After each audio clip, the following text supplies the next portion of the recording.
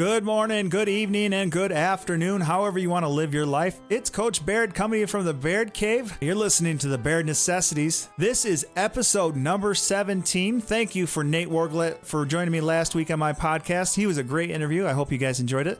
Thank you all for listening to my past episodes. If you haven't yet, you can catch up on your own time. You can find me on iTunes, Spotify, and Podbean. And yes, I have my own YouTube channel. Yep, check the Baird Necessities out on YouTube. It's the Baird Necessities Podcast on YouTube. You can follow me on Twitter at the Baird NEC, or you can send me some email at thebairdnec@gmail.com. I'd love to hear from you. Hey, congratulations to Tommy Henry and the University of Michigan baseball team on making it to the College World Series. I went to last year's World Series. It ranks in the top vacations I've ever been on. I hope he enjoys it. I hope they win. Go Blue for that one. Keep up the good work. Moving right along, joining me this week is someone I met over 12 years ago. He was on the varsity. He was a senior on the varsity the year I joined the program at Gull Lake.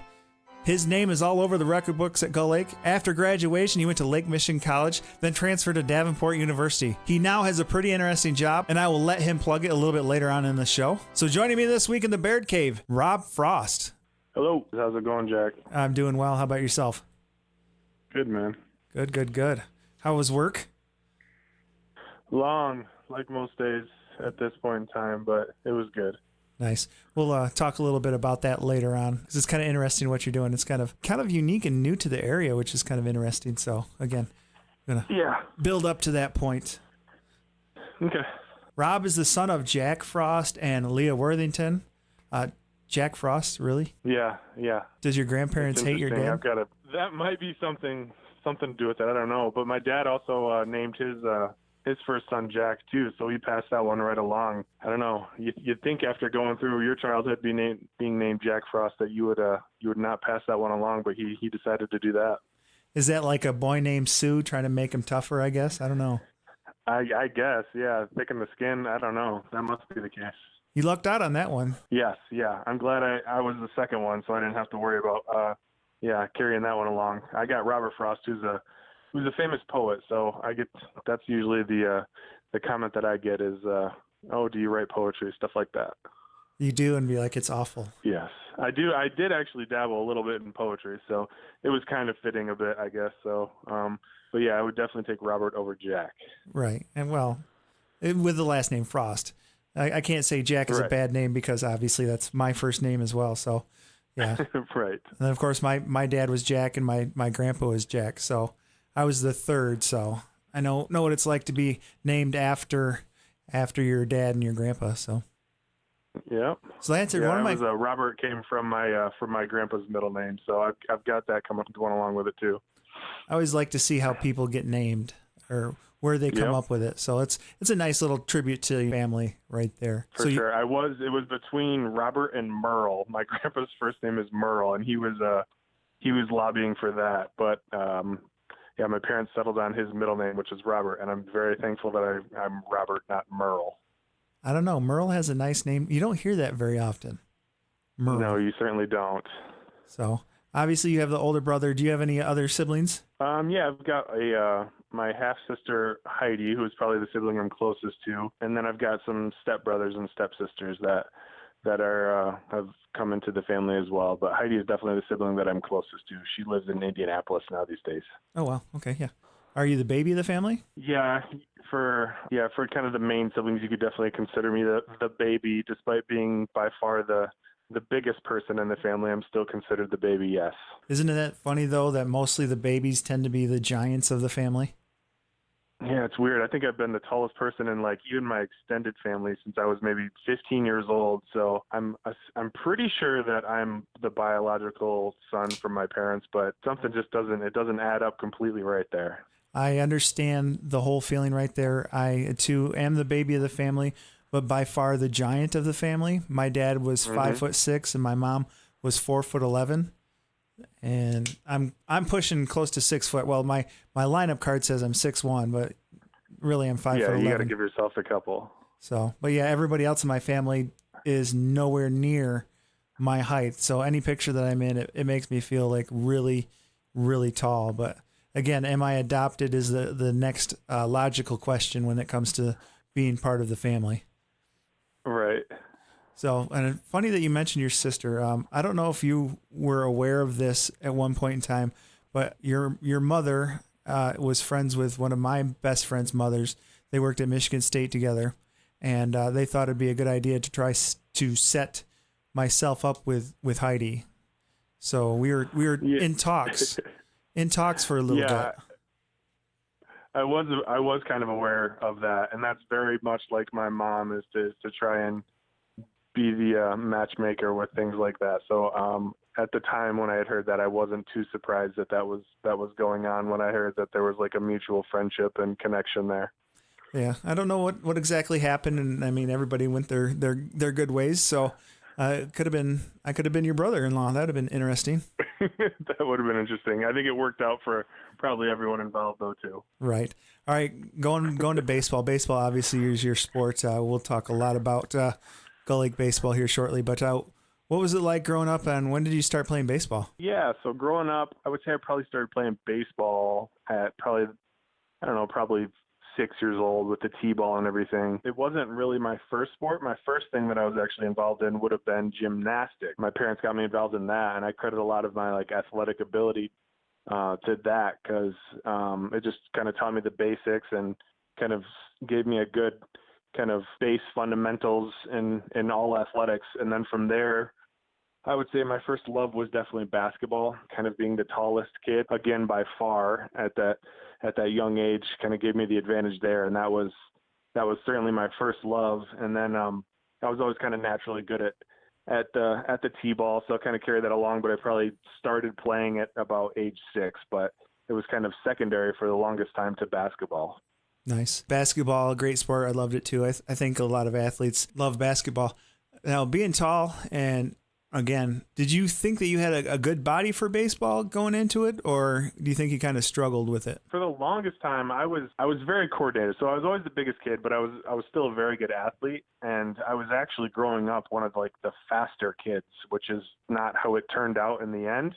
But all the way up around middle school, I kind of caught a growth spurt, and that's kind of where I started to have some joint issues, the old Osgood Schlatter in the knees and things of that nature that kind of slowed down my athletic ability and kind of changed my body a bit as I got older too. But up until that point, I was always kind of a slimmer kid and super athletic, so it was no issue there. But definitely I would say around middle school, my body kind of changed and I had to kind of readjust just the way I did things and kind of learn my body all over again. Obviously, it didn't take you too long to learn it. You became a pretty good athlete. Now, do you have any pictures of yourself in your gymnastic outfit? What is it called, a leotard? I didn't wear a leotard. I'm not sure. I'm sure my mom has photos somewhere. I definitely always get passed along all the photos of my childhood. It's been a while since I've seen any gymnastics ones. As a child growing up, I was actually a child model too, so I do have quite a few of those photos, and that's there's a much larger collection of those compared to my gymnastics photos. So technically, you could be like the biggest person that I've interviewed so far. I don't know about that. I've listened to some of these interviews, and I don't think I can compare it to a Tommy Henry or a Drew Blakely. Those guys are doing pretty good. But I did actually, if things went as maybe we had hoped as a child, that could have been the case. I did enter audition to be Beaver from Leave It to Beaver. That was one of the auditions I had as a model and actor. No way. I didn't even know that this even existed. We could have done a whole different podcast just on this. Well, maybe we could. I did it until I was probably 8 or 9 years old, so a lot of the memories have kind of faded, but I did spend a lot of time in the car going to Chicago for different auditions and things of that nature. So yeah, that was actually a pretty big part of my childhood was doing that. So do you have any of the old headshots? I do, yeah. I've got a portfolio of a lot of my old work, and I do have a pretty good collection of headshots and things of that nature. Yeah, it's kind of fun to go back and look, and I tell people this story all the time and have to bring in my little portfolio of work just to prove to them that I'm not lying, because they look at me now and it's hard to believe that I could have ever been a model, but yeah, that is the case. Now, did you get any good parts? I never ended up doing any like actual acting in any types of movies. I had been in a couple commercials, and I did a lot of like print work. So, I mean, I had some pretty cool things. I was actually on a box for a toy, like a kind of like a toy chest type thing. And we were actually able to go down to our local Meijer when I was a kid and actually buy one of these toy chests. And there I was on actually the cardboard box of this toy. So it was pretty cool to be able to walk into like your local store and actually see yourself on the box of something, having your work on there. Was pretty interesting to be able to do that. That's amazing. That's interesting. I did not know that about you. That's crazy. Yep. The things I'm you know. You didn't know. That's usually the first thing I like to brag about. It's kind of like my I'm not necessarily a hidden talent, but definitely a hidden kind of gem for what I grew up with. Yeah. So I remember going through Gull Lake baseball. You were on the first team I was ever really involved with as far as the varsity goes. So I was still a little bit intimidated by you guys. So I didn't get a chance to open up with you because you were a senior, you were gone, and then you kind of came back here and there. But if we did talk, it was mostly about the boys or talk about Blakely and all that kind of stuff. So never really got a chance to get to know the real Rob. So now I'm going to break into a whole new level now. I'm excited. Yeah, let's do it. Let's go for it. All right, now starting in high school, did you start your first 2 seasons on the JV or did you get bumped up early? I did. My whole freshman season I spent on JV, and then I kind of floated my sophomore season. I would come up to pitch maybe once a week, and otherwise I would stay down on JV and play the field and hit. So just pitch on varsity my sophomore year, and then just floated otherwise. Now, was Walters your JV coach? He was, yes. Okay. Gotcha. I wasn't sure. I can't remember how long he had been there before I started working there or started coaching there with him. So what was it like pitching on the varsity as an underclassman? It was, at least initially, it was pretty intimidating. So I remember my sophomore season, our first game of the year would have been, I believe, against Parchment. And I got the start, our first game of the season, my sophomore season. So that was kind of a bit nerve-wracking way to start your varsity career doing that. But all the guys and Coach Blake, they were really good about making things as easy and comfortable as possible. So it was nothing too intimidating, and I was always very confident in my abilities as well. So it went well. It didn't take too long for me to kind of settle in and feel comfortable in that role, but I would definitely say, at least initially, it was pretty nerve-wracking. Nice. Now, was there anybody else that was underclassmen on that team with you? Yeah, we had a pretty good class of players. So I think my sophomore season, we would have had, so I floated, Parker Gibson would have been on the team, Caleb Speck, Jason Greer, and Andrew Tyson, I believe, were all sophomores that played up onto varsity. Yeah, those guys are pretty talented as well. So your senior year was pretty intense as far as talent-wise goes, or very, very deep. Going back, what was your junior year like? Yeah, so junior year, I would have been, my sophomore season, we had 2 pretty good pitchers who were the number 1 and 2 pitchers. I probably would have been considered the number 3 pitcher, but they were both seniors. So I kind of knew going into my junior year that I'd probably be the number 1 pitcher, and that ended up being the case. And that was a pretty good season as well. I mean, we were very talented. That junior class, the grade above us, was very talented as well. So we had a very successful season. We won districts. I went, I believe, every year I lost 1 game, and I lost the last game of our season, our junior year. I was 13-0, and in regionals we had to play Battle Creek Lakeview, who was probably the best team that I'd played in my career. They had like 4 or 5 Division I players on their team, and we're the number 1 team in the state. And we actually ended up losing to them the first game in regionals 1-0. I pitched the whole game, and I think I gave up 2 hits, and I pitched against David Mills, who went on to play at Notre Dame, and he happened to give up 1 hit. So that was one of the best games that I'd ever pitched in my life, and we ended up losing 1-0, which was a pretty tough pill to swallow. Yeah, it's crazy how things like that work out. How many pitches do you think you threw in the game? Oh, man, I don't even know. It was actually a really efficient game from both of us because there were hardly any base runners all game. I think I probably only had, say they had two, maybe 3 hits against me. I probably walked 1 guy, so they would have only had maybe 3-4 base runners the entire game. So, I mean, the pitch count would have been really low, and the game was super quick. I mean, it was probably only an hour and a half, 2-hour game tops, just considering how quickly everything was going and how low scoring it was. So it was just kind of a bummer and that's probably one of the best games I ever pitched, and I just happened to run into David Mills, who was a great pitcher, and that was probably one of the best games that he ever pitched. So just kind of the timing of it all and who we were going up against was a bit of a bummer. Right. It's one of those things you kind of just have to tip your cap and be like, yeah, you outdid me this time. So that's crazy how things like that work. Yeah. How do you feel about the new pitch limitation rule? Yeah, so that's something I wasn't super aware of until kind of looking at things and kind of just seeing that. My junior year, I pitched 14 games. I was 13-1. My senior year I was 14-1, and I know if we had those pitch limits during that time, I definitely wouldn't have been able to pitch the amount that I did. So it's kind of crazy.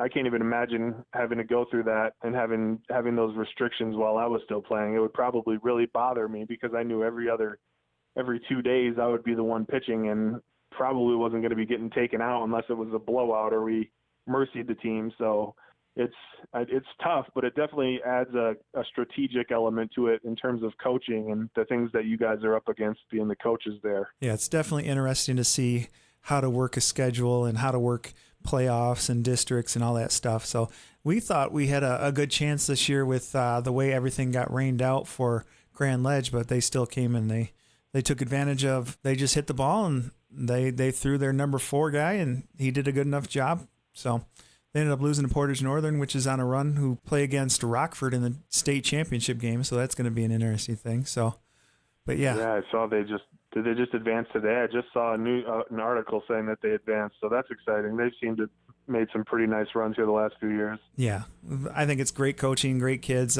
Their Little League program is amazing. So I think if you start out young and you get them young and do the right things and you keep them going at the right level, great things can happen. So, but speaking of high school for you, do you have any fond memories? I've got so many fond memories. I love looking back on the photos of high school and I miss those times. I know a lot of people maybe don't feel that same way about high school, but in my experience at Gull Lake as an athlete and just as a student, everything was awesome. It's definitely one thing I like to kind of reminisce on, and not to be like the old guy who like sits in his Letterman jacket or anything like that, but there's just so many great memories of high school and high school sports that I love to look back on. There's a quote from The Office that I like, and it's, I wish there was a way to know that you're in the good old days before you've actually left them, and that kind of applies a bit to kind of how I view my experience in high school. I kind of took it for granted a little bit, but I really loved my time there, and I look back on it now and realize that it really was the good old days for sure. Now, specifically your senior year, let's talk about that just because that's when I got to know everybody and when I got part of the program. So coming in, I didn't really know anybody. Again, I made a comment hitting fly balls to the outfield that, sometimes I feel like you guys are just being nice to me because you have to be nice to me, like I'm your little brother or something like that. But just being around those guys, and I was a little bit, not starstruck, but a little bit intimidated because you were the top team. You guys were good athletes, and you guys won a lot, and it was a good atmosphere, real cool team chemistry that was going on there, and just being around you guys was fun. I will say though, there was an incident I thought was hilarious. As a coach, I couldn't laugh at it at the time, but looking back at it, and I feel bad, and I'm sure Michael Manny really didn't like what happened, but I remember I was downstairs. I think I was the only coach because all the other coaches had meetings. I was the only coach there. I was down with the JV, and the varsity were up in the cage hitting, which was upstairs in your wrestling room and the weight room near that area. And I see you guys you and Manny just start taking off running. I don't know if he was chasing you for some reason. I don't know what you did to him to provoke him, but I'm sure it was something.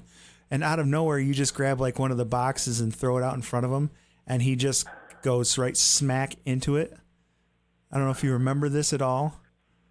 Yeah, I do remember this. We were upstairs doing just like different types of drills and things, and I'm not sure what provoked him to run after me, but yeah, I kind of ducked around the corner and slid a box out in front of him as he was about to run around the corner, and it kind of clipped him. And and caught him with the edge of the box. So after wasn't too happy after that, but it was definitely kind of one of those moments where I didn't take too many things too seriously. I was kind of, I guess, one of the jokesters of the team. I think we had a handful of them, but didn't take things too seriously, and kind of got myself in trouble from time to time with that attitude and kind of goofing around a bit. And that was definitely one of the times where I realized in hindsight that I probably could have hurt Michael, and I had kind of instantly regretted the decision to slide that box in front of him and clip him as he was chasing after me.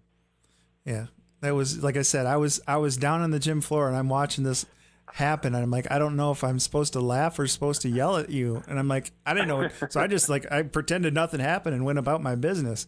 But yeah, that was interesting. So yeah, that year was my first Florida trip. Talk about insane, going from being your first year coach to being asked to go down to Florida and supervise all these guys. That was an insane trip. I loved it. Yeah, it was fun. The Florida trip is some great memories of that Florida trip, and definitely some awesome times at Camp Weewa down there. Kind of a rustic way to be spending a week, but getting to practice in that beautiful weather twice a day, and just being with all the guys and really kind of having that camaraderie is something that I think was really important to some of the seasons that we were able to have after that trip, for sure.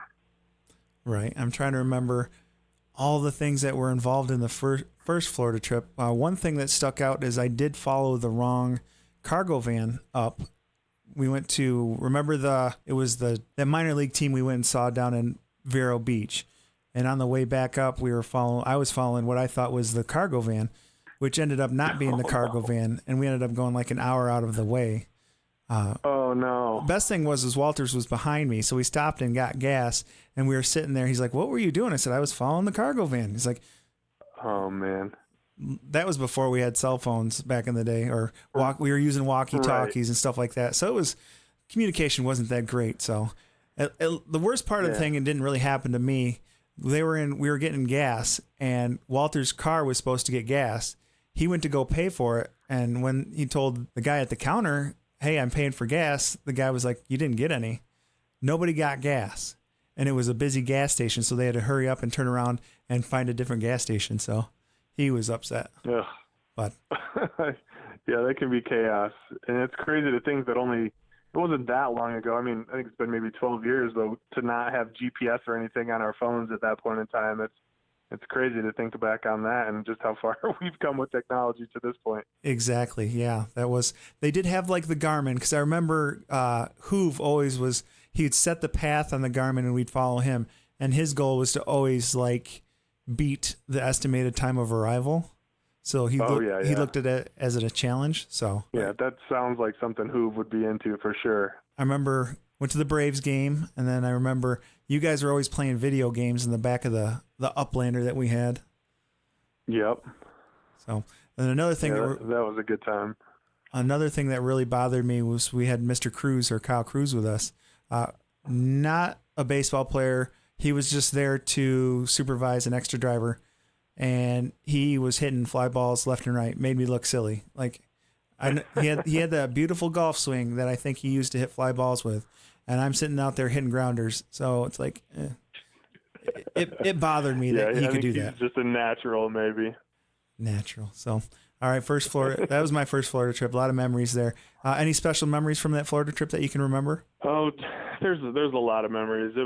It's always a good time. I know that we would like to play some pranks from time to time. I know during that trip especially, I think Mitch Myers, he hadn't played on our team the previous year, but I think we dumped about an entire bottle of baby powder in his bed, and thought that would be so funny when he got into bed and just saw the puff of smoke of baby powder come up on the sides of his body once he laid down in bed, and he wasn't too happy with that one.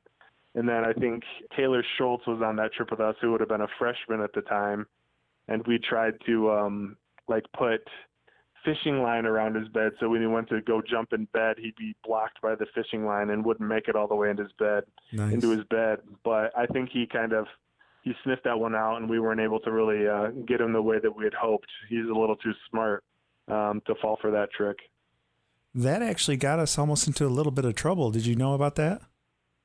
No, but I'm not surprised we did something to get in trouble. What was that about? So they did an interview with Taylor, and just being a freshman on the team, and they were talking about, teammates and camaraderie and stuff like that, and they said they were having some fun, and they did that, and he talked about that down in Florida.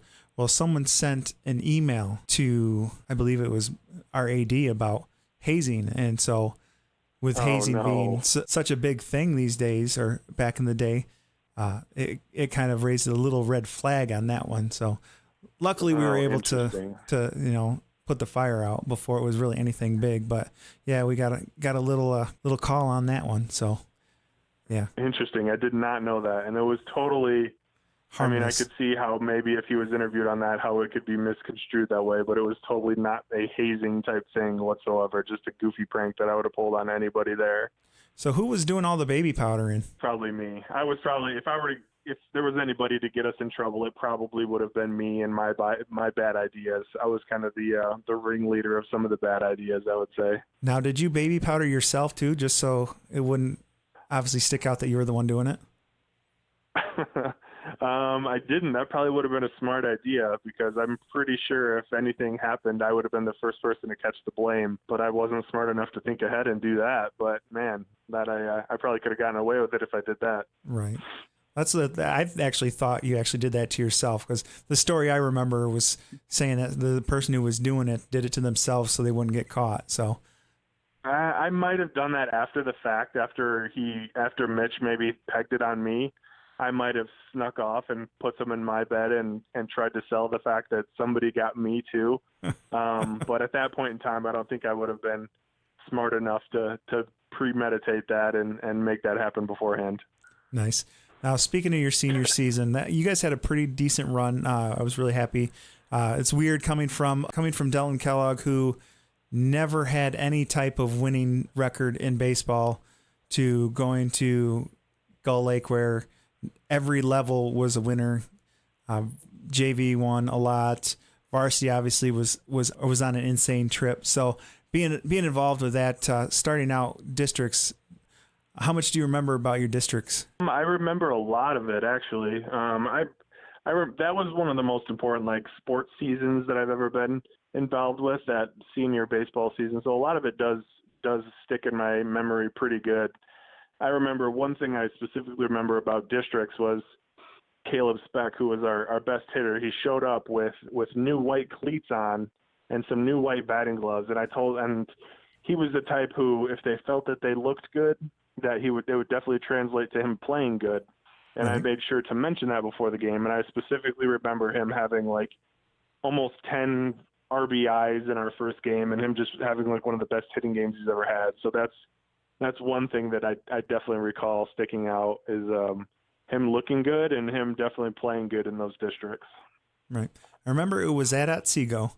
I think you guys beat Plainwell game 1, and we expected to play Allegan game 2, but they messed up and they threw off against Delton and lost to Delton. So we ended up having to face Delton in the championship game. And I believe it got delayed, and we had to come back on Monday. So we were leading. Right. We were leading, and then we had to come back on Monday. So yeah, we won against Delton, and then that was crazy. Just being in that dugout was insane. I know I'm using the word insane a lot, but it was a great feeling to be around you guys at that time. So another thing I can remember from that Saturday is I think I was giving something fishy, not fishy, but I was given a sandwich from, I think it was Caleb, Tyson, and I can't remember who the third person was, but it was something skeptic about the sandwich. They were really too nice about giving me this sandwich. So I was kind of concerned with it. And so not to look stupid, I did look stupid. I kind of one-upped them, and I just jammed it all in my face just to look stupid. But I didn't know. I don't know what they were feeding me, but I don't know why I remember that out of the thing. And then Caleb hitting a couple home runs during the Delton game was pretty intense. So I remember sitting in the dugout with you, and you were in there as well. This is another vivid memory that I have from that day. And the team was taking infield, and just like looking like it was the best infield I'd ever seen anybody take, and just looking at you and be like, holy cow, we look incredible right now.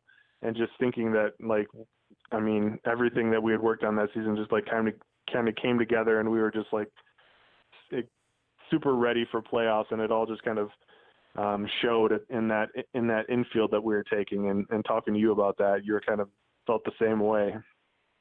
Yeah, I was kind of in awe of everything, just seeing how it should look. I mean, it looked like a professional team taking infield. Yeah, exactly. Okay, so moving on, you win districts. I don't remember region. I was not there for regionals, but I did scout the teams that you guys were playing prior to that with Coach Walters. But I don't remember. I know you guys obviously won regionals because you won that, and we ended up facing Marshall in Battle Creek for the quarterfinals. But do you remember anything that really stuck out during the regionals? Yeah, regionals it actually ended up being different than the previous regionals that we had. We typically ended up playing in years prior, like teams from Kalamazoo, Battle Creek area in regionals, but for whatever reason our region had gotten switched, and we had it in Grand Rapids. And I remember we had Hudsonville Unity Christian, Grand Rapids Christian, and Hamilton were the schools that were in our regional. And we played Hudsonville Unity Christian first, and I pitched that game. We ended up winning either 10-1 or 10-0 that game. They were without their best player, who I actually ended up later playing with at Davenport University, a kid named Cody, who was, I think, a freshman or sophomore at that time, but he was their best player and had just gotten injured. So we won that game. It wasn't too tough of a game on us, but I think we kind of knew that the finals of that region would be a little bit more difficult. We ended up facing Grand Rapids Christian in the final, and Nate Schultz pitched that game. I have to admit, I don't think that we've had a better 1-2 punch in all of Gull Lake history. I know people can throw up some names right now, but I'm looking at all the stats, all the records that we have for them. So for wins in a season, you are on top. You're number 1 with 14. Nate Schultz is second and third with 12 and 13 and 12. So right there. You're number 9 with 9. So you guys are up there. You and Nate Schultz, I believe, probably again the best 1-2. And then if you're looking at career wins, Nate's got you by a couple. He's got you by 4. Nate's got 32, and you're number 2 with 28. So it's crazy just to see how many wins just between the two of you. And I don't think anybody with the pitch limitations that's going on right now is ever going to touch it. So innings pitched, by the way. I agree. That definitely puts a limit on the ability to pitch that many games, and that's one thing that if I were to nowadays, I definitely enjoyed getting to pitch pretty much every conference game that I pitched back in the day, and that was definitely fun. So not having that ability would be tough on me if I were to be playing in these with these set of rules. Right. So looking at innings pitched, you and Nate's got you by almost 3 innings. He's number 2 with 188.6 innings pitched, and you're at 186. So in your career, you pitched 186 innings. Yeah, I'm sure that number would have been much higher too if it weren't for some of the mercies that we had in my junior and senior season too. I think my senior season I probably started like 5-0 and hadn't pitched more than like 3 innings in a game because we had mercied so many people to start our season, which was a good thing. It was fun. Getting back, you win regionals and you face Marshall, who was really not that, like, if you look at their record, they were I would say they were close to 500, if not just a little bit under it. They just kind of got through somehow, and I don't know, some teams just kind of sneak their way through into things. So quarterfinals at Bailey Park against Marshall. Anything that sticks out in your mind out in that one? Yeah, that was a rough day. Not the way we wanted things to end, that's for sure. Yeah, Marshall stuck through. They had 2 good pitchers. They had Ryan Sharpley, who was signed to play at Notre Dame. Right. And we were kind of geared up to go against him, who threw in the low 90s. But we ended up facing their number 2 pitcher, who was still a pretty good pitcher, but it kind of threw us off because we weren't exactly prepared for somebody who didn't throw quite as hard. So that was kind of an adjustment, and it took us a little while, kind of later in the game, before we could adjust to that. But Yeah, I pitched in that quarterfinal game, and in the first inning, I think there were just some nerves, and they ended up loading the bases. And being at kind of a bigger stadium there in Bailey Park, I gave up a double or a triple or something like that to the fence. So they ended up clearing the bases and scoring 3 runs real quick there in the first inning, and we were just never able to kind of come back from that, which really stunk. And not, like I said, definitely not the way we wanted to end our career. And there was a nice photo of me in the Kalamazoo Gazette. Like, I ended up striking out to end the game with the bases loaded. Just the kind of a bunch of series of events that went on through that game that really made it tough. And the goal for that season was to win the last game of the season, which I think that's kind of the goal every year right now for Gull Lake baseball. And as a program, we've yet to do that, which is a bit of a bummer. And I definitely thought that was one of the years that we had a good chance to do so. Yeah, I remember the whole picture in the Gazette, because I mean, I was in the dugout for that one and seeing that and just feeling for you. And I'm like, okay, is anybody going to go up and console him, kind of thing? And I'm like, do I go up and console him? I mean, am I that important to anybody to do something like that? But that was in my mind when I saw that, and I still remember that picture, or that image is still in my head. So, but prior to the game, and there's a lot of things that was up in the air. I would say there's a couple of plays that I want to kind of talk about real quick. But before the game, and it's funny, anytime I see Blakely, anytime I get a chance to write anything down in front of Blakely, I can almost memorize the exact lineup that you guys had for that game. And he's like, first of all, you're a dork for remembering that. But just thinking about it, and I'm trying to remember. So Parker Gibson led off now, and he was in center field. Was Fodell the number 2 hitter playing shortstop? Yep, Fodell would have been the number 2. Now, were you or Caleb 3? It was, I think most of the times it was actually Andrew Tyson. Okay. That makes sense. Okay, yeah. I wonder where he batted. Yeah, that makes sense. So Tyson was in left field, right? Yep. And then was it Caleb or then you?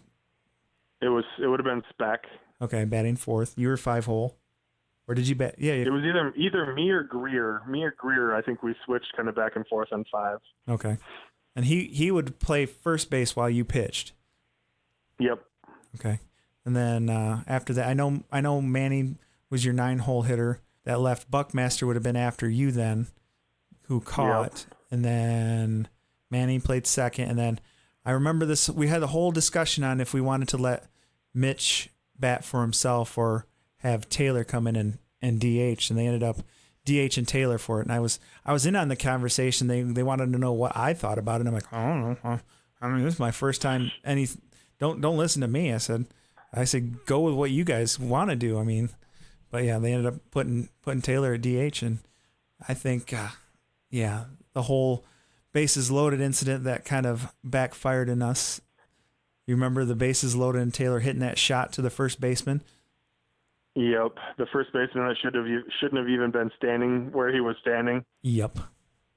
Yeah, that one will hurt, because that would have been same scenario that I went through in the first inning. It probably would have been a bases clearing double or triple if the first baseman wasn't inexplicably covering first base. Yeah. So that was a tough one. What luck right there. That's one thing. It's like sometimes I just don't feel like we get the bounces that we need when we need it, or the big hits when we need it. So it's kind of rough being a coach like that, thinking, man, when are we ever going to get one of those to actually come in our favor? So yeah.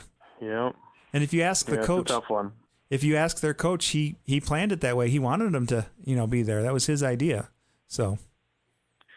Yeah, which it's definitely not a by the book strategy, but I don't know if he had something special on Taylor, but it worked out for him in their favor that day for sure. Right. I think Sharpley had just came into pitch too, so I think they probably thought he was going to be well behind it and hit it into right field. So I don't know. Tip their cap. They won. I don't know if they probably lost in the next round to whoever they played. So, but. Yeah, they did. I know for a fact that they did end up losing.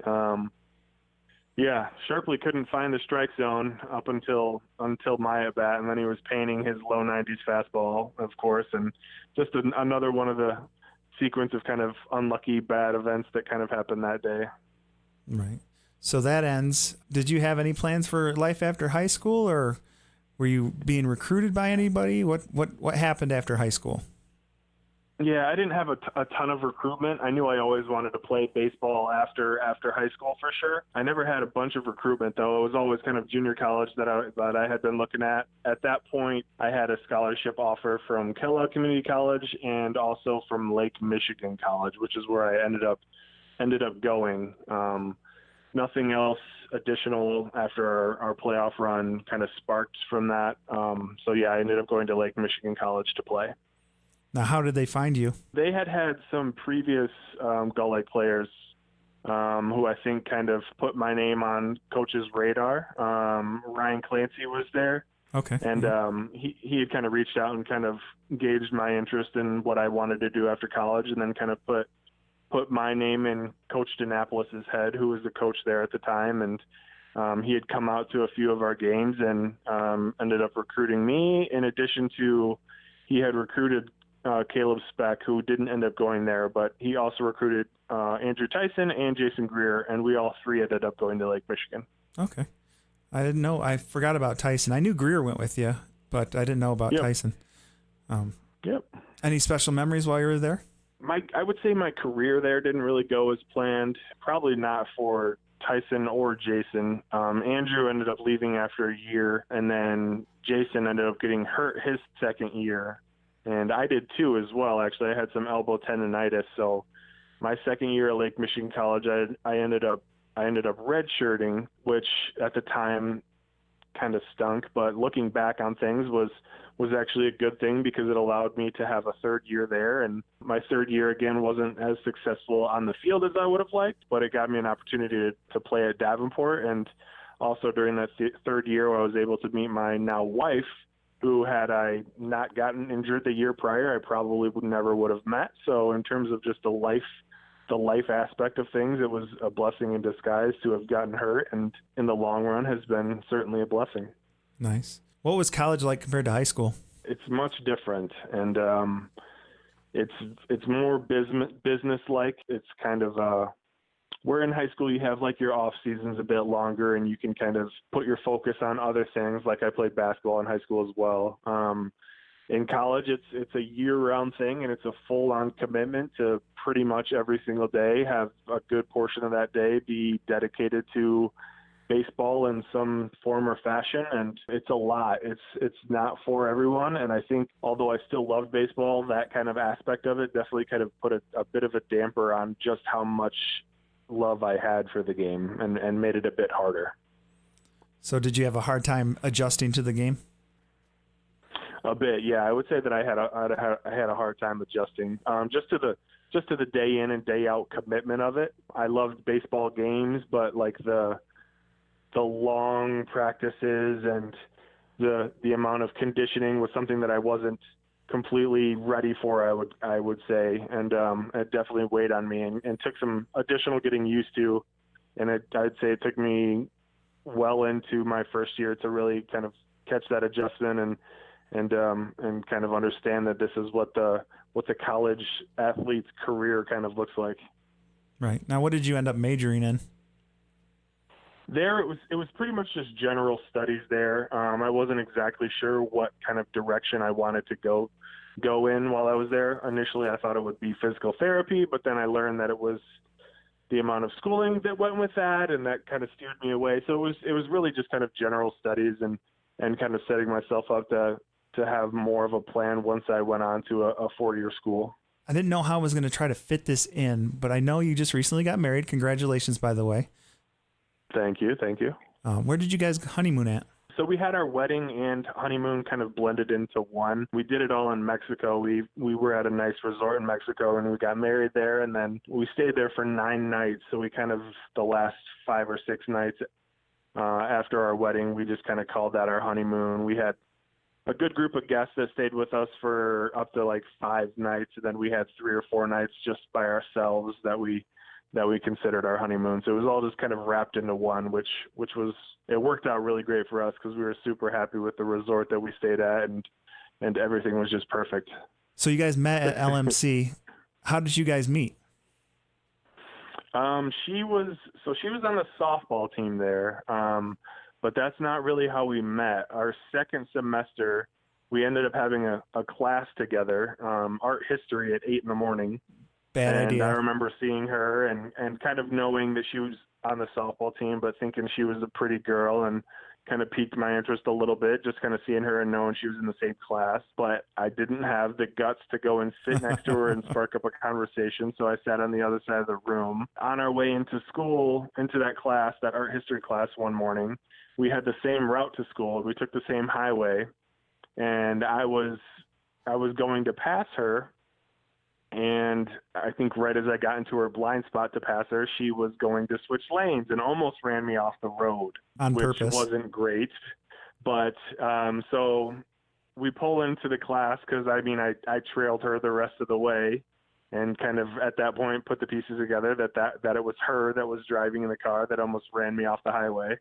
So we got to class, and that kind of broke the ice for an easy conversation. Like, she came out of her car and was apologizing, and I kind of lobbied that into she needed to sit next to me in class and kind of make it up to me. And it all kind of started from there, and worked into eventually being my fiance 9 years down the road, and then just recently getting married. So we've been together for about 10 years now. From the day she tried to run me off the highway. You think she did it on purpose just to get to know you better? I don't think she would ever admit that, but maybe her subconscious told her that she needed to try and switch lanes at that exact moment because it was meant to be. There you go. That's funny. Just imagine what would happen if you would have taken a different route that day. Right. I might have never even gotten the chance to tell her that she had to sit next to me. It's definitely crazy to kind of look back at little things in life and kind of how they can steer you in your direction, and kind of have a big impact in your life despite feeling like just a little moment in your life. So that's crazy. You guys have been together almost 10 years. What took you so long to get married, buddy? Yeah, I know that everyone asked that question. A lot of it was just kind of being in a place in both of our lives where financially and everything was just kind of set, and it just had to be the right timing. And although I think she probably wished it was earlier, I think everything with our wedding went so well, and I don't think it would have been able to be exactly the way it kind of worked out if we didn't wait. So it ended up being the right decision to wait until we were completely ready and kind of stable in our lives and careers to do so. So we're glad that we waited. It ended up being good, but yeah, for the last probably 7 or 8 years, every time we got to a family get together, it was, what's taking so long? That usual question. Right. Now looking back, how did you pop the question? Every year, my group of friends, we go to a cabin in Ludington, and we all stay in a cabin there. And just on a Saturday afternoon, we walked down the pier and just kind of did it with that friends group there. And it was kind of all planned. She had no idea. I kind of sold it that I didn't have a ring and it wasn't in the works at the moment. So it was a complete surprise, but everyone else in our group of friends kind of helped me plan that out and made it a nice surprise, which was great. That's cool. I always like hearing stories on how people ask the question or how people got together and stuff like that. So it's a neat little story. Got run off the road almost, and then ended up marrying her. That's cool. Okay. So yeah, it's a pretty funny story. So you're done at LMC. Then you transferred to Davenport University, which now is a legit Division II school. How did that come around? Yeah. So, there was a few towards the end of my third year at LMC. There were a few smaller schools that had been looking at me. Small school in Florida, Ave Maria, but I didn't really have at that time any interest in going down to Florida. So I kind of told them no. And there were some guys from LMC who were at Davenport who kind of similarly to when I was at Gull Lake, kind of put in the ear of the coach to come check me out, and that kind of worked out the same way. And he kind of brought me in for a workout, and they ended up liking me enough to give me a bit of a scholarship. And it all just kind of worked out. Just my college coach at LMC helped me out some, and then just some previous players who were teammates of mine also helping and just getting me kind of a workout with the coach. Nice. So what was it like at Davenport? Very similar to kind of the adjustment that there was going from high school to LMC. It was kind of another adjustment. It was another level, kind of ratcheted up in terms of how serious things are and kind of the dedication you have to have. And again, I had thought I had adjusted to being that college athlete at LMC, but realized that there was kind of another level to it at Davenport, so I had to kind of take things even more seriously. My first year there was a lot of like life things that kind of happened outside of school, which made it really hard to kind of have the dedication that I needed. So I really didn't get as much of the playing time that I had hoped to that first year at Davenport, which was kind of disappointing, but that's just kind of the way the cookie crumbled for me in terms of what I had going on in my life. How many years did you play there? I played there for 1 year, and then I started the second year and just kind of realized that it wasn't a commitment that I wanted to have anymore. So I did end up leaving like halfway through that second year. Kind of a career opportunity came up for me, and that with kind of just the direction that I felt like my actual athletic career was going, I decided that it wasn't worth it anymore. So I did end up leaving kind of halfway through that fall there, my second year. All right. So what happened life after baseball? I took a job. I had the opportunity to manage a store. Finish Line is kind of where I started my like working career. So I did a lot of like retail work and had the opportunity kind of working through the levels there at Finish Line to take my own store in Okemos over by East Lansing, so right next to Michigan State University. And that's kind of shortly after Davenport. That was kind of the next step, was kind of taking charge of my career and doing that. So you were was it the Meridian Mall? Meridian Mall, yep. That would have been the mall that I started in, yep. Right. So you were Finish Line, Meridian Mall, right down by East Lansing. You got to have some good East Lansing MSU athlete stories. Go. Yeah, so I'm a big Michigan State fan, as I know you are as well. So taking that store was super exciting for me, kind of getting to see some of the athletes, and it was fun to be able to sell shoes to some guys and see Tom Izzo and Mark D'Antonio walk through the mall and things like that. And one of the fun memories that I have is anytime an athlete would come in and buy a pair of shoes, if they used their credit card, they would have to sign for their credit card, obviously. So my office had a shrine of electronic signatures from some pretty cool athletes, from Le'Veon Bell, Adrian Payne, Darquez Denard, Gavin Schilling, who's on the basketball team. I had a pretty cool shrine of different signatures from all the guys that had bought shoes or clothes with their credit card. Nice. Did you ever try to get a picture with them, or did you like, no, I'm not going to be that guy? Yeah, I tried not to be that guy. I'm sure they got enough as it is. They went through the mall. I just tried to play it low key, despite how bad I might have wanted to do that. I definitely tried to be the professional guy who would just keep them coming back with hopefully good service. Right. Obviously they did. Yeah. Lucky enough. So you go from there. So what are you up to now? Right now, so I did Finish Line. I ended up getting promoted back out here to the Granville location towards Grand Rapids. And then from there, I worked for about a year and a half at Men's Warehouse. And now from there, I got the opportunity. A company called Carvana actually reached out to me as they opened up a hub, is what they call it, here in Grand Rapids to service this area in West Michigan. And so I took that opportunity. So I'm actually a market manager for Carvana. And what exactly is Carvana? Yeah, so it's an online car dealership, which is kind of a scary thing to hear for a lot of people, for customers. But the entire shopping experience is all done online. We've got an inventory of close to like 20,000 vehicles that you're able to shop, and they're all like vehicles that are owned by Carvana and housed in our inspection centers.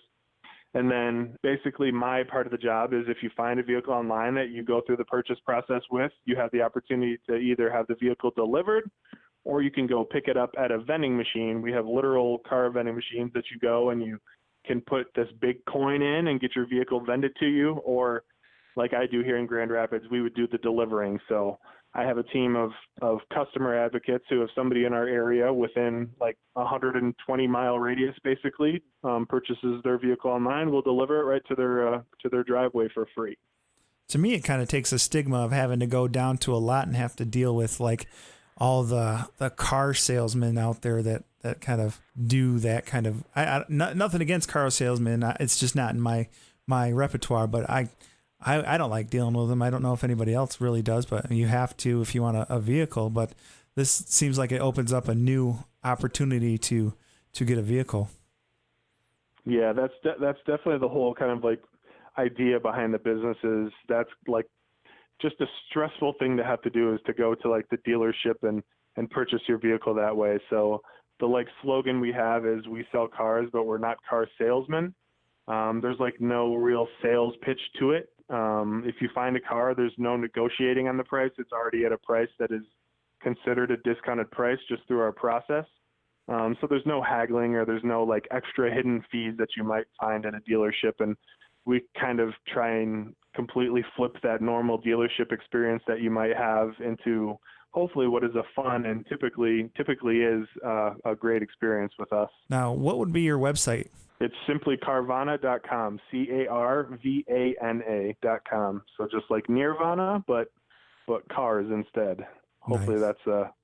that's a good explanation for it. Nice little shameless plug there. I am not getting paid by Carvana, so I'm not taking any money, but I think it is very interesting to see that availability out there. I know online shopping now is the biggest thing.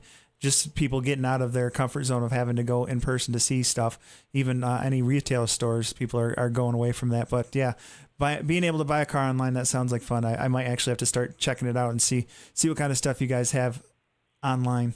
Yeah, for sure. Check it out. And if you ever found something, I'd see your name on our list and I'd come deliver your vehicle right to you. Nice. Do I get the Rob Frost special? That's right. Yeah, I'll bring you a special little gift and everything. All right, there we go.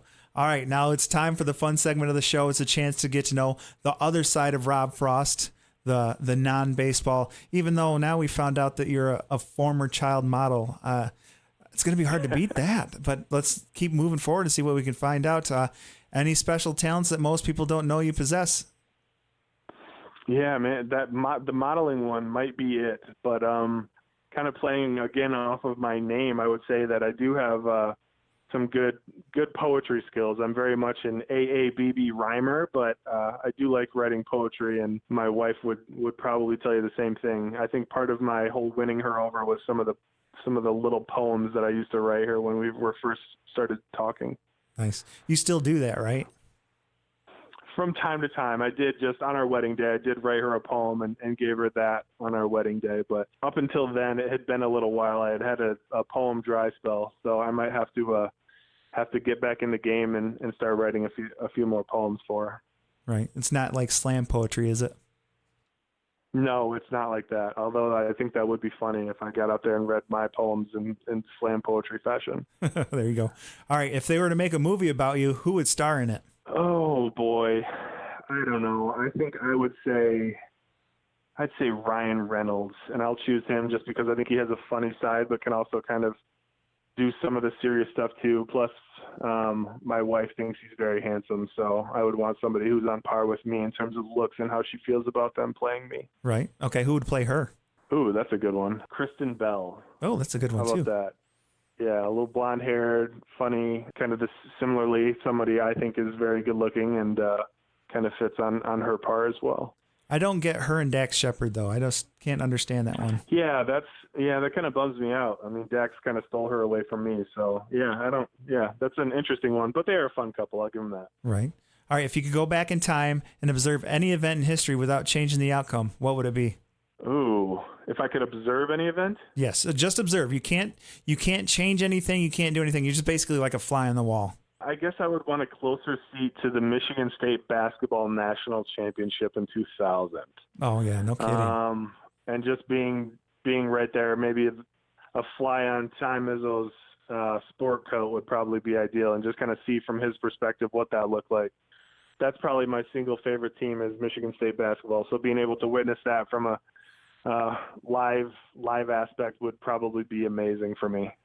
Have you ever met Tom Izzo? I haven't. I've walked by him very close there in the Meridian Mall, but never actually had the chance to speak to him. So I've met him one time and one time only. I almost met him twice. The second time was kind of a fluke, but the first time they did their whole green-white scrimmage after a football game, and my buddy and I went and kind of watched it, and afterwards they said, hey, if you want to, you can get autographs of everybody. So we got autographs, and Tom was one of the guys that was there, and everybody, of course, was around him most of the time. So it was a quick, hi, Tom. I didn't get my picture taken with him, which I regret, but I did take a couple pictures for everybody else. So, but yeah, I got a chance to see him up close. It was really awesome. Yeah, I imagine that's awesome. He seems like a genuine dude.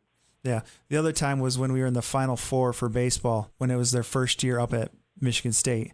We were walking to the stadium from Breslin, and he walked right in front of me, and I wasn't paying attention. So nice. I tried to go into his office and follow him into the office, but the door was locked. So I walked around up to the main entrance and talked to his secretary or his office assistant. And he's on his cell phone. If you want to wait, you might be able to get a picture with him. If not, you can get your picture with the fat head of him.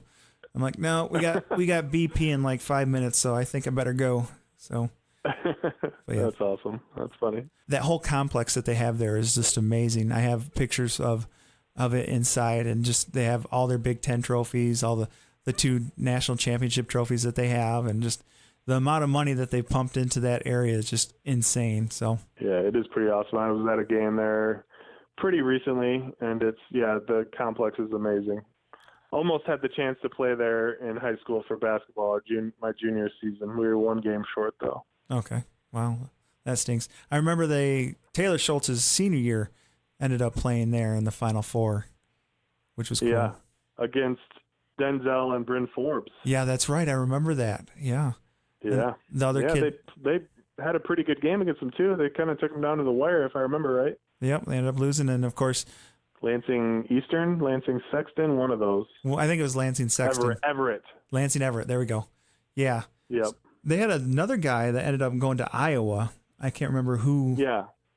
They went to Iowa. Yeah, he's in the NBA now too. So they had 3 NBA guys on 1 high school team, which is insane. Yeah. They ended up losing to Detroit Country Day the next game. They got blown out actually by them. So wow. It was a pretty intense game to watch that one too. So all right, getting back. First celebrity crush. Ooh. First celebrity crush. That's a good one. Man, I might be boring here. It might be Kristen Bell as well. Actually, I take it back. When I was really young, I had a big crush on Ashley Simpson, Jessica Simpson's sister. Yes. Before or after the Saturday Night Live debacle? That was before. It was like her first CD came out, and I don't know why, but I listened to that CD and I fell in love with her. I can't even remember the name of her one popular song that she ever had, but this was when Jessica Simpson was a big deal too. But I personally was all about Ashley. I can see that. Yeah, she was very attractive. Yes, she was. All right. Okay. That leads in almost to my next question.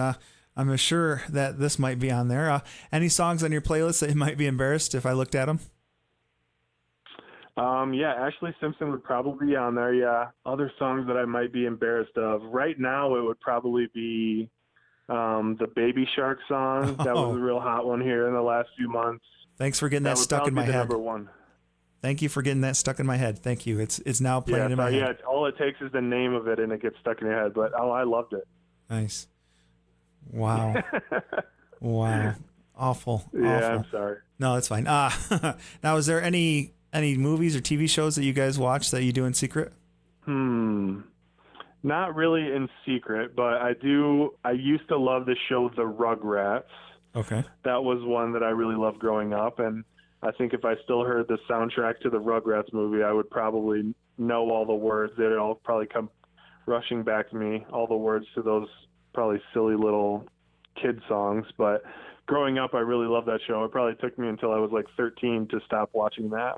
I was a huge fan of SpongeBob SquarePants. That kind of took a long to get out of my system. Yeah, I could still sit down and watch some SpongeBob for sure. Now, what do you guys regularly watch on a common? My favorite show of all time is Breaking Bad. Nice. But I'd say if you just were to walk in our house, I'd say almost 75% of the time, just reruns of The Office would be running. Right. That's anytime I'm doing housework or anything, it's pretty much just turn on The Office and I'll be happy watching that probably the next 30 years, even though I've probably watched the entire series about 10 times already.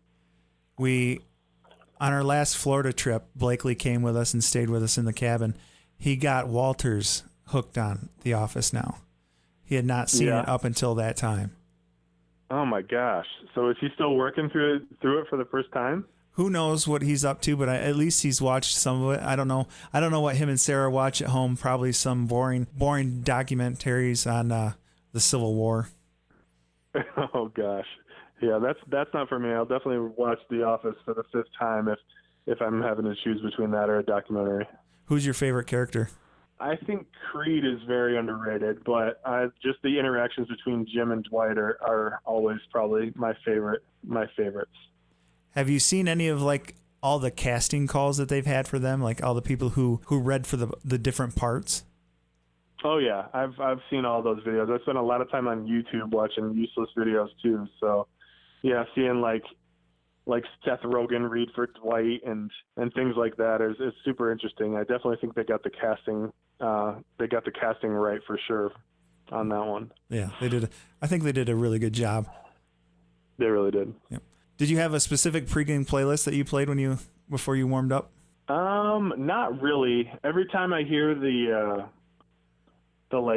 songs that Coach Blakely had on, always playing over the speakers there at the field, that always just feels right that I should be like warming up and playing baseball to that. I can't even remember all the names of the songs, but I'm sure that somewhere around there the same CD is floating. But just hearing those songs were the kind of the things that got me excited to play baseball. Right. Any weird pregame rituals or routines? Nothing too weird. I would definitely have to do the same thing, warm up the same way, but nothing super out of the ordinary. I definitely would just have to like find my order of the way I do things and kind of abide by that every single time that I warmed up and not steer off of that. It'd be the same every single time. I got to ask you one question. Your batting helmet, you always had like 3 lines of tape on your earpiece. What was up with that? Yep. It served no purpose other than I thought it looked cool. Very similar to the eye black that we all wore that senior year. The very like war paint style eye black. It was all kind of a mental thing that made me feel like I was playing better, but probably had no real impact on anything I was doing at all. Right. Yeah.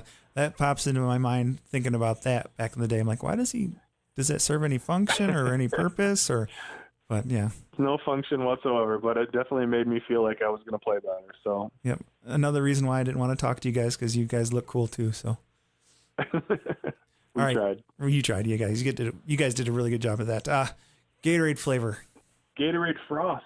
It's only right that I would love Gatorade Frost. All those flavors, those genuinely are my favorite flavors. Probably like the Glacier Freeze, I think is what it's called, the light blue Gatorade Frost. Nice. But yeah, those are my favorite flavors. Nice. Now, were you a seeds guy or a gum guy? Probably primarily seeds, but I could definitely dabble in both seeds and gum. I don't think you can go wrong with either, but if I had my choice, I'd probably take a handful of seeds. Okay, going back 12 years, they didn't really have very many different types of flavors as far as seeds goes. It's just pretty much plain. Am I correct? They had just started coming out with the basics, like the Rancid barbecue had made an appearance, but not some of the exotic things that you're getting these days, like dill pickle and stuff like that. Have you tried any of the new flavors? I have. I still like to get seeds and chew them, but I still think the classic, just going like regular old ranch, is probably the route that I prefer to go. Right. Now, when you play, did you play with your pant leg up, or did you play with your pants down? In high school, I did pant legs down, and I had like little spandex things that I looped over underneath my cleats to keep my pants down. But as I went to college, I kind of mixed it up, and I would sometimes go pants up. There you go. Okay. Yeah. Okay. Now, if you could have one job the rest of your life, what would it be? I really love my job right now, but so doing something with the company that I'm with will be great. I think that answer for the longest time probably would have been a baseball player, though. So my dream job would definitely be just to be a pitcher. But at the moment, I'm pretty content with what I got going on right now. So if we asked your 8-year-old self, you think you would answer, I want to be an actor? Probably not. I still think at that point I probably would have told you a basketball player, and then that would have, in a couple of years, transitioned into being a baseball player. But definitely an athlete of some sort kind of growing up was always the ambition that I had. Okay, going full circle back to that, how did that even come about? How did you, was that your decision, or was like someone else's decision to kind of parade you around like that? I enjoyed doing it, but it all kind of came about. My mom and I were at the mall, and some lady who was some type of like talent recruiter of something saw me in my just beautiful, cute child ways, I guess, thought that I would be a good fit to be a model, and said, hey, call this number and let's set something up. And it kind of just blossomed from that. And that's kind of how it all started. And, but I did enjoy it while I was doing it. I did have fun, but at some point I pretty much said that I want to dedicate more of my time to like sports versus this. And that's kind of when everything kind of was shut down in that area. Right. I remember back in the day, that's how they would get people involved in that, and just go to the mall and find somebody. Yeah. My advice was, and that's what happened. My advice was, you should try a career in radio. So that's what they told. No, I'm kidding. They didn't say that. Just kidding. Nike or Adidas? That's a tough one. I think for the longest time it would have been Nike. I think Adidas has done a really good job recently kind of turning the tide on that. I'm a big fan of Adidas shoes these days. I think the Ultra Boosts are probably one of the most comfortable shoes that are out. I'm definitely a shoe guy too, so I'm pretty 50-50 on them, honestly. It would have been about a 100 Nike to 0 Adidas if you asked me this question probably 5 years ago, but I think Adidas has caught up and done a good job here in the recent years. Okay, going off of that, who has more shoes, you or your wife? I do, for sure. She has a lot. I've probably given away 40 pairs of shoes in the last 4 years, and I still probably have more than her though. What size shoe do you wear? I'm like a 13, 14. Are you trying to lobby for some shoes? I'm maybe. You got any old T-Max? Okay, no, yeah. I'm just kidding. T-Max or Kamikazes? Do you remember the old Kamikazes? Reebok? Oh, yeah, I remember the Kamikazes. As a kid, I used to always get the T-Max when they came out every year. I was pretty spoiled. My parents kind of knew I had a thing for shoes and kind of fed that to me a bit. So every time the new T-Max came out, I would scoop those up. But I do think I had a pair of Kamikazes. I've definitely sold quite a few pairs of the forest green Kamikazes when I was running the finish line there in East Lansing. Yeah, it's a shoes thing has always been a big thing for me too. Luckily, I don't have the disposable income as I used to, or I would probably have more shoes than my wife does. But no, she's winning in that one. So yeah, when I had that employee discount, it was kind of an unhealthy thing to abuse for sure. Right. All right, moving forward, DH or no DH? I'm team no DH because I want to hit. Did you ever get to hit in college? For a short stretch, I tried to lobby to get to hit, but they had a short hook on me. I was always kind of a notoriously slow starter when it came to hitting, so they kind of lost patience. But I know if they held on to me a little longer, I would have caught fire, and they wouldn't have been able to say no. But they did. They had the short hook on me and took that away from me pretty quick. Nice. PS4 or Xbox? I'm a PlayStation guy. I'm behind the times right now, and I have a PlayStation 3 that I very rarely use. But I've always been PlayStation over Xbox. Now, I have a PlayStation 3 as well, along with my PlayStation 4. I only keep my PlayStation 3 because of college football. I don't know if you still play college football. Do you get a chance with your busy life to play any games, or not really? It's been a while since I played too many games. I was playing Call of Duty, but yeah, also the college football and Madden I would play as well. But now I pretty much just use it for an actual Blu-ray player, and then also we play with our group of friends Jackbox TV. I don't know if you've ever played that, but that's fun if you have a group of friends over. There's some games that you can play on there with your phone that's pretty fun. Interesting. I'll have to check that out. Yeah, it's a good time. It's an easy way to kind of entertain a group of people, so definitely check it out. It is fun. I'd have to get friends to invite over, but hey, why not? Yeah, that's the hard part for sure. Favorite food? Favorite food is probably sushi. If you get good sushi, it's my favorite. But I also love Thai food, like pad Thai or any type of Thai food is good as well. I'll take your word for that one. Favorite sports movie? Oh, favorite sports movie. Probably Coach Carter would be up there. That's Nice. one that always kind of got me motivated and pumped up anytime I watched that. Nice. That's an old throwback with Samuel L. Jackson. Yep. Classic. You watched it because of Channing Tatum, right? Yeah, exactly. Yeah, I watched that back years later and never even realized he was in that. He was just it wasn't the same Channing Tatum that you saw in like the Step Up movies. He was kind of the secondary guy. Oh, he was in Step Up? Yeah. I just remember him from Magic. Step Up? I just remember him from Magic Mike. I mean, I've seen photos for it. Step Up, the adult version. Oh, okay. Yeah, that's right. No, I did see it. I'm just kidding. I've seen pretty much every movie that he was in. 21 Jump Street, 22 Jump Street. So. Yeah, he's funny in those ones. Yep. Is there anything special that you guys collect? We collect. My wife loves looking for beach glass. We don't necessarily collect it because we don't have a ton of luck and we don't have a ton of beaches to collect that on throughout the year. But anytime we're at the beach, you'll just find her just walking up and down the shoreline looking for beach glass or like sand dollars or anything along those lines. But nothing that we're necessarily like avid collectors of, no. Okay, so beach glasses, that's when the lightning hits the beach and creates glass. Is that what I'm taking? I think it's just like old beer bottles that have been tossed in the water that like eventually like smooth out and like just look really cool. Okay. If you can find blue beach glass, that's like you found gold basically. I think there's people who even like sell that stuff online for like high markups. Okay, I thought you guys were talking about like, I don't know if you've seen the movie Sweet Home Alabama, where he. I haven't actually. No. Okay, no, then the reference is lost on you. No, the main guy collects. What he does is he takes a lightning rod and sticks it into the sand, and once the lightning hits the lightning rod, it creates glass. So, or crystal or something like that, and he makes stuff out of it. So that's what I thought that you guys were going with it. And in the back of my head, I'm like, they're not talking about like old beer bottles, are they? And then of course you guys were. So nope. In my face. That's it. Yeah, nice. Any family traditions? Oh man, I don't think I do have any family traditions. I guess one thing about my family I will say is my family founded the company Archway Cookies.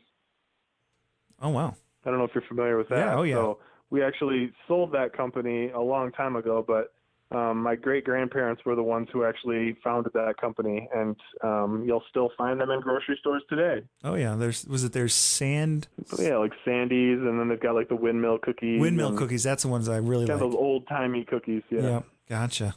All right, favorite hangout place? Well, I live in Grand Rapids, and the big thing in Grand Rapids is definitely the beer scene, so you'll probably find me at like a small brewery here in town or at like Founders or New Holland here.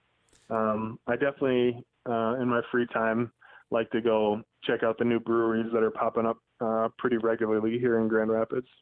I have been to Founders. I went there once. So we went to the Beer and Donut Festival just recently up at Fifth Third. And afterwards we just kind of went bar hopping downtown. And that was one of the places we went was Founders. Had a really good meal there too. Yeah, no, food's good.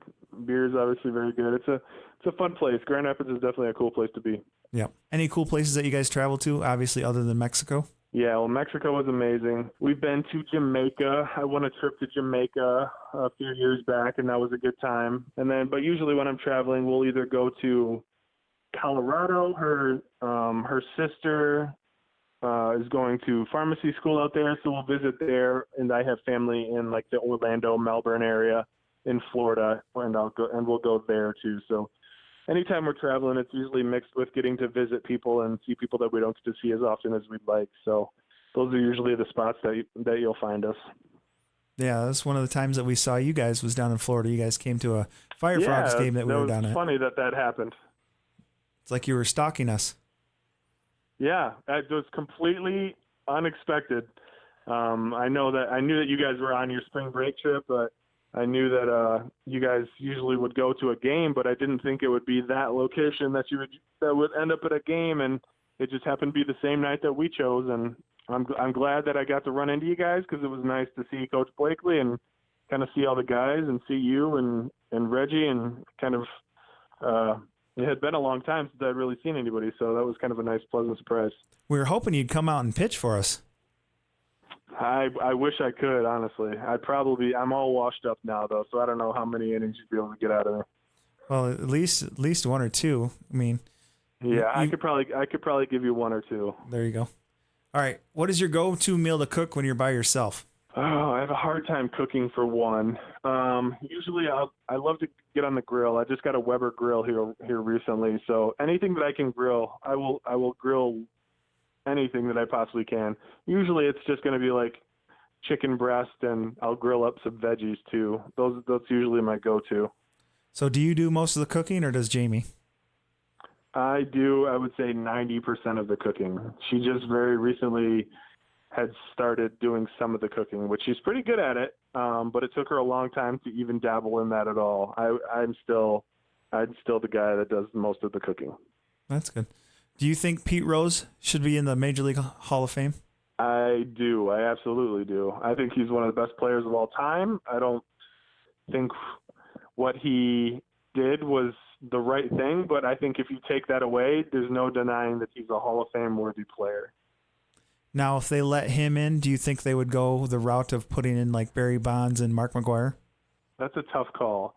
I personally think those people are deserving as well. So I wouldn't think it would be a bad thing if that's the kind of spiral that happened from that. But I do think if they loosened up on his punishment, that it would definitely kind of have a trickle down effect, and they would have to loosen up on Barry and Mark McGwire's as well.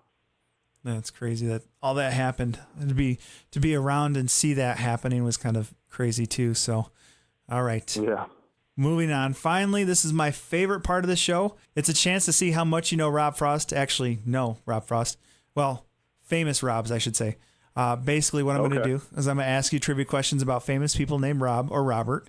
Past couple of weeks have been pretty successful, so hopefully you know a lot about yourself or famous people named Rob. So we're going to get right into it. Number one, name the Rob. This Robert was the natural. Name the Robert. Oh, no. I'm going to get embarrassed here by not knowing the answers to these, aren't I? I don't know. I don't have the answer for this one. He was in the movie The Natural. I'm trying to get right offhand other movies that he was in. I know he was in like The Castle, or he's an older gentleman. Yeah, I don't know. I don't even have a guess for this one. Oh, wow. Robert Redford. Okay. I know that name, but I know very little about Robert Redford. So have you seen the movie The Natural? I don't think I have. I better put that on the list. It is a baseball movie, correct? Yes, it is. Yes, okay, so that's going on the list. I'll have to jot that one down to watch. Okay. All right. Little shaky start. Maybe we can come back with question number 2. Ugh. All right. Well, like you said, when you're a hitter, you kind of started slow, so maybe we can start picking it up. Yeah, maybe it's the same thing. We'll see here, hopefully. All right. Number 2, name the Rob. This Rob is part of Adam Sandler's crew. He's done several movies with him. Name the Rob. You can do it. This is Rob Schneider. Yes, it is. Good. Whew. Okay, that one I got. Phew. I don't know. He's in a baseball movie too, right? He's Yep. in The Benchwarmers. Yes, he is. One of probably my most quotable movies in the dugout is that one. That's a pretty funny movie. I like that movie. All right. John Heater too, old Napoleon Dynamite. Yeah, there you go. He has not done much with his life since then. No, I think it's hard to recover from Napoleon Dynamite, which I loved, but I think you kind of typecast yourself after that. Right. All right, number 3, name the Rob. This Robert is a famous poet. Name the Robert. Robert Frost. It could be me. It could be the original Robert Frost. Either of them. Right. Getting up there. Yeah. You give it a couple years, so you could have 2 famous poets named Robert Frost. Exactly. I just got to keep working at my craft, I guess. There you go. That'd be funny if you start publishing poetry under your name, and if you'd get in any trouble for it. Right. I wonder how that would work. I have thought about that. I do enjoy writing, so I thought about writing like a children's book at some point. Right. So yeah, I'm wondering how I would work around the whole Robert Frost angle there. You could be Merle Frost. There we go. Merle Frost. I'd have to just embrace that. Yeah. My middle name is William. Maybe I could just go by like William Frost or R.W. Frost. R.W.? A little mysterious there. Ooh. Was that like J.K. Rowling or something like that? Exactly. Yeah. R.W. Frost. I'll be the next J.K. Rowling. There you go. All right. Number 4. So we're 2 for 3. See, you're getting there. Started off slow. Here we go. Number 4. Name the Robert. This Robert played a vampire in the Twilight Saga. I believe his name was Edward. Name this Robert. Okay.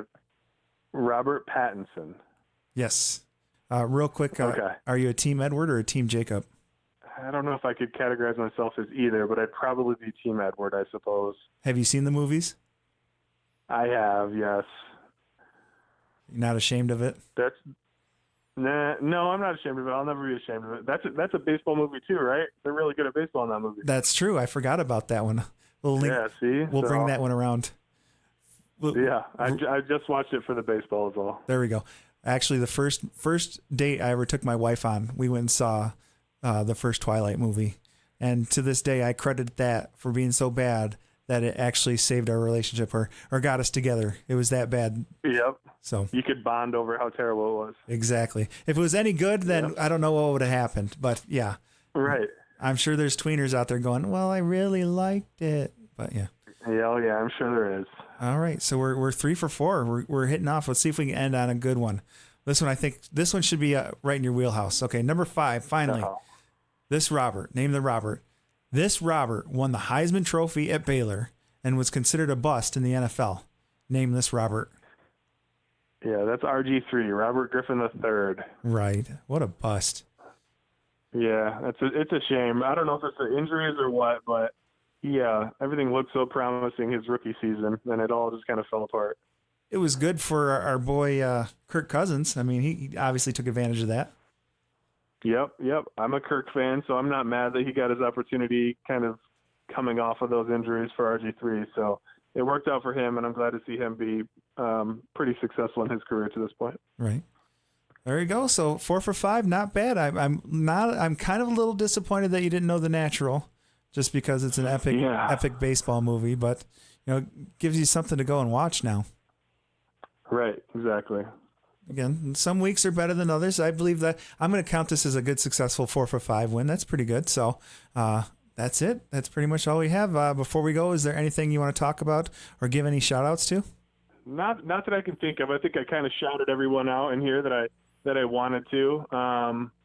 Not much else to say. I really appreciate having me on. This has been fun. This is my first podcast experience, so hopefully this will go really well. And I wasn't able to become a star off of my child modeling. Hopefully I can off of this podcast. There you go. And I just wanted to point out that I really wanted to save this episode, the number episode, for you. This is episode number 17, by the way. That's awesome. I'm glad that worked out. That's perfect. This is the second time the first time this happened, it was just kind of a fluke. But once I saw that we were getting into like this number, I'm like, let's reach out to him. I saw you at the Grand Rapids Catholic game, and how did everything fit for you? The swag fit for you well? Yeah, it's great. I've been wearing it around. My wife and friends make fun of me for always wearing like the coach style jackets. I have like a solid collection of those. So for me to bring another one home, the wife wasn't so happy, but it's definitely been a staple in my wardrobe here the last few weeks since I've gotten it. Do you want a Portage Central one? I found one at Goodwill that I could have bought for like $3. Yeah, I'll take any coach's style jacket I can get my hands on, especially for a good price. I'm taking that for sure. Right. Now, real quick, do you keep in touch with any of the guys from your senior class? A little bit. It's hard to keep in touch with everyone, but I'm definitely I'll reach out to people on social media. If I see them, I'll definitely have a conversation for sure, but probably not as much as I would like to. Yeah, it's kind of tough. There's nobody really that I keep in contact other than my best friend, and I played baseball together, and he was my best man, so I keep in contact with him, and that's pretty much it. So. Yeah, it's tough. It's tough once you guys kind of go your separate ways to keep the contact that you kind of assume that you're going to as you're growing up, but it's tough. All right, so you guys got married, and obviously now that you're married, you're getting the questions, when are you going to have kids, right? Yeah, that's the next when's it going to happen type thing. There's no plans to in the immediate future. I would say probably Outside of a year from now, we might start looking at things a little bit more seriously. We got a pretty small place now, so I think we add another body to the mix, we probably outgrow it. So we're going to give it a little bit more time here, but it's definitely on the to-do list for sure. There you go. Well, thanks for coming on. Thanks for joining me in the Baird Cave. It was fun.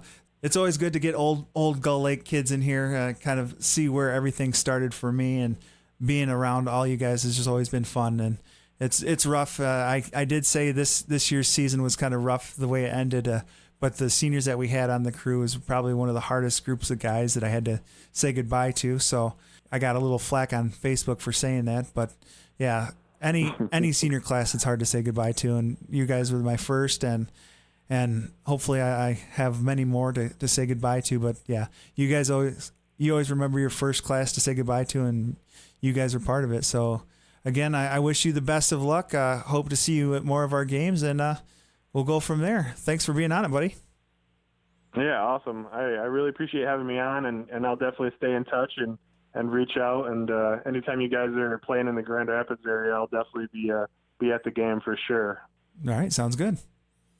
Awesome. Thanks a ton, Baird. Yep. Have a good one, buddy. Yep. Yeah. All right, that's number 17 in the books. That was actually Rob Frost's number at Gull Lake High School, just to remember that one. I'm a dork when it comes to that. Thanks again, Rob, for joining me in the Baird Cave. It was awesome to have him be a part of my show. Like I said, it's always good to catch up with kids that went to Gull Lake and kind of graduated and spread their wings and just kind of become men, and get a chance to see them do that over Facebook and over social media is awesome, but getting them to come back and kind of tell their story is great. So can you think of someone else that could be a good fit for the show? Please let me know. Drop me an email. Follow me on Twitter. Please subscribe, follow, like, share, all those fun things. You can check out previous episodes too. You can find the Baird Necessities on iTunes, Spotify, and Podbean. Oh yeah, now on YouTube. I keep forgetting that. You can follow me on Twitter at the Baird NEC. And please send me some emails. Is there something I'm missing? Let me know. Drop me an email at thebairdnec@gmail.com. Tell your friends. Tell your enemies. Tell everybody. Let's get the word out. I'm not doing this for me. I'm doing it for all the kids. Let's get their voices out there. Let's get their stories going. And I will talk to anybody that wants to talk. Just let me know. Join me next week. Same Baird time. Same Baird channel. It's Coach Baird, and you've been listening to the Baird Necessities. Good night.